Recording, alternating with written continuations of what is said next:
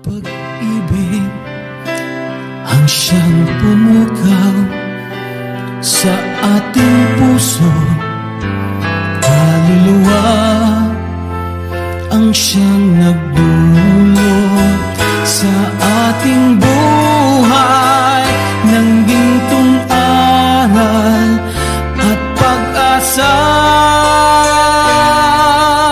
Pag-ibig ang siyang buklod natin, di mapapawi kailan pa man.